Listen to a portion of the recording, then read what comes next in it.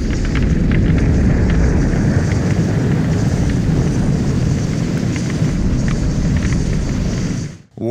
hello everyone, and welcome to Markham's Arkham, where today I will be talking about the 1979 film Rock and Roll High School, directed by Allan Arkush and Joe Dante, starring PJ Soles, Vincent Van Patten, Clint Howard, and Day Young.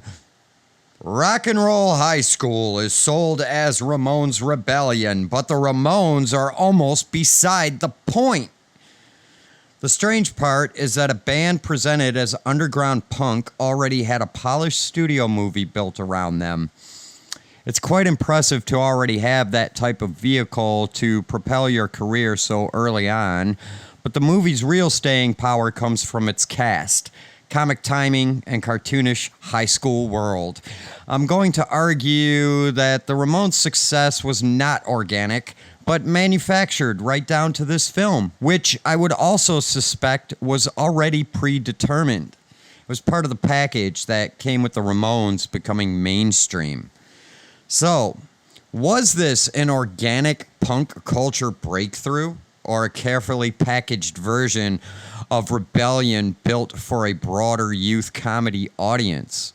Why did a supposedly underground band already have a studio-backed movie ready to promote them, and why is the movie better than the band's presence in it? I certainly don't treat the Ramones' reputation as sacred. In fact, I can't stand them. I do not like the Ramones. I'm not a fan, never have been, and I've missed the point. Maybe it's lost on me, but I will never get it. Never. So for me, the film has to succeed on something beyond fan loyalty. Fortunately, the film does deliver, but the Ramones do not. It just as easily could have been some generic band made up for the plot of the film, and the film would have been just as good without any major shift in context or story arc. The Ramones serve as a concept more than characters in this film. They function as the movie's fantasy of rebellion. The film needs them as an event, but not necessarily as dramatic performers. That's why it really doesn't matter who the band is. So how did all this happen so fast, given the mechanics and machinery involved to raise funding and completing a film? To me, this isn't so realistic. Most investors would not have banked on a band like this being the right choice for the film, especially in an era where punk was vilified. It's a fucking paradox, which is why it's unbelievable. The Ramones marketed as punk outsiders, but already positioned for a feature film by 1979? Come on. Who was managing them to land this deal? How much influence did the label have, and how much did the label throw in the pot for the financing? The movie is better than its premise. It works because of its cast, the pacing, the comic book energy, and memorable supporting performances. That's the film's real strength, not because the Ramones are compelling actors or because the music carries every scene. It's the school as fantasy, and the film turns teenage rebellion into a bright, exaggerated cartoon. That is part of why it holds together better than many punk-adjacent films from the era. One thing I can't help but notice is the casual, ordinary female clothing in teen films of the 70s and 80s versus the increasingly sexualized styling more common in later teen movies. If the gym scenes were used in a film today, I'm sure those Hollywood pervs would have the girls wearing thongs if they could. You know, there's also a little bit of telegraphing going on in this film, too, where the principal, towards the end of the movie, gathers up all the records of the students, which, how did she gather up all the students' records? Did she break into all their houses and snag all their personal collections?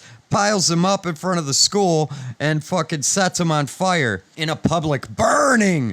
So it's like kind of telling us what's coming This is late 70s. What happened in the early to mid 80s with the satanic panic and all the public record burnings going on then? I mean, the plot thickens, right? They're always telling us what's coming before it happens. Nothing is organic. It's all staged. It's all planned, which is why I'm arguing this about this film. Why would a punk band go mainstream, first of all? And why would that ever be organic when punk rock was the most anti-societal message that could be obtained in an era where parents were terrified enough as it was with the rise of the metal scene? Okay, so come on, dude. Who's buying this shit? And for that matter, the Ramones aren't even punk rock, okay? They're not even fucking the style, the way their songs are written are not punk. What they really are more than anything is like heavier 50s bebop is really what they are. Listen to it, man. Tell me they're punk rock. Put on some fucking Dead Kennedys or fucking Christ on Parade or the fucking Circle Jerks and compare that to the Ramones and tell me how they even coincide. So, was the Ramones movie a genuine cultural breakthrough or an early example of a music industry product being sold as rebellion? I would argue that it was the latter. The movie survives because it is a lively, well-made teen comedy with a strong supporting cast, not because it proves the Ramones were naturally destined for mainstream success. It's a cult classic, and it would have claimed that title with or without the Ramones. So with that said, I thank you all for being here. I invite you to click that like, share, and subscribe button. It's free, doesn't hurt you, and it's the punk rock thing to do, man. So do it. And tell all your friends about it.